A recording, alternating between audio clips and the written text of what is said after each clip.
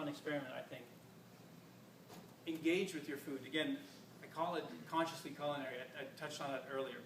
And the reason for that is that when we are conscious of the experience, when we are consciously engaged with what we're doing, we end up having a much higher level of satisfaction and nourishment, which means that we actually need less of this thing that we're doing to achieve a higher level of pleasure and nourishment.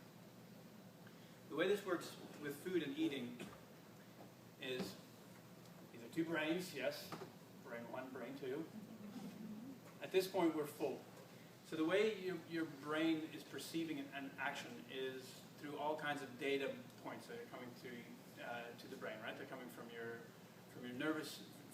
fingertips, from your eyeballs. All these different signals through your nervous system are signaling to the brain that you're having a particular experience.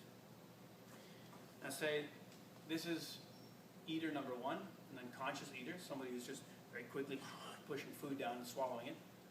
This is the brain of a person who's engaged, who's consciously eating.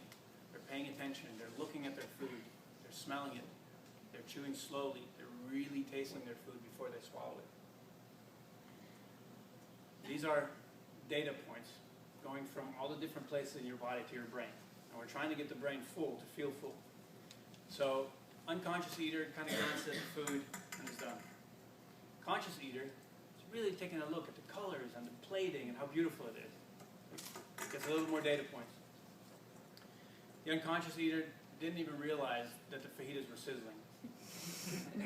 The conscious eater did. So there's a little bit, it's a very minute, but there's a little bit of data points coming from the ear.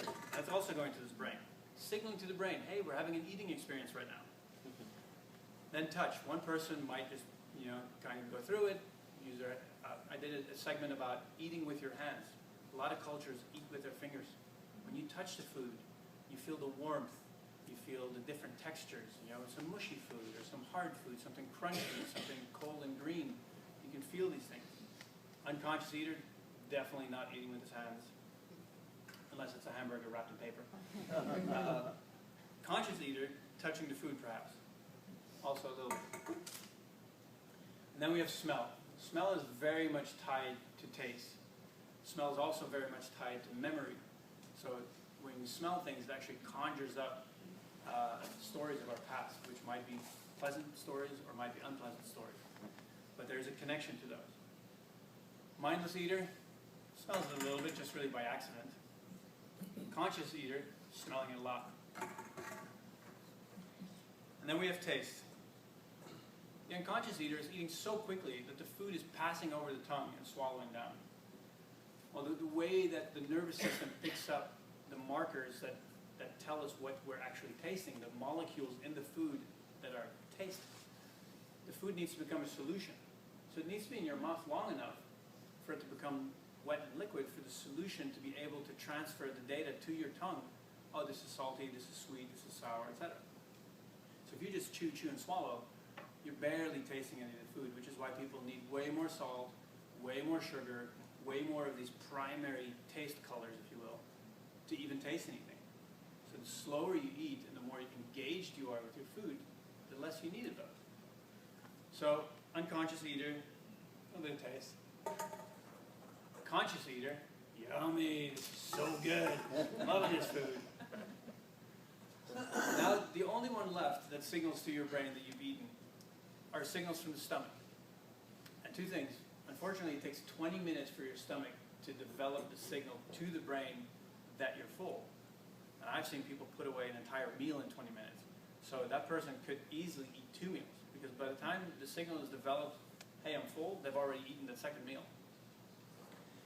The other one is that we get these signals to the brain that we're full. A conscious eater is already more than half satisfied. So conscious eater really doesn't need to eat that much to feel satisfied before the brain says, yep, I'm full. Whereas unconscious eater really hasn't collected a lot of that neurological data. So this person is overeating while being undernourished. As a matter of fact, if you look at it here, the unconscious eater tends to almost double the amount of food that they eat compared to the conscious eater. This also explains why French people are skinny. They spend spending the time, around the table and really appreciating the food. You can plate smaller plates. You can look at it. You can really taste it, and you eat much less to still feel equally satisfied.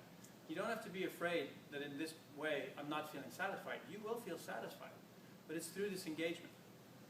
So this again is the reason for why I called my company Consciously Culinary, because I feel that one of the key things is to be conscious of everything we do.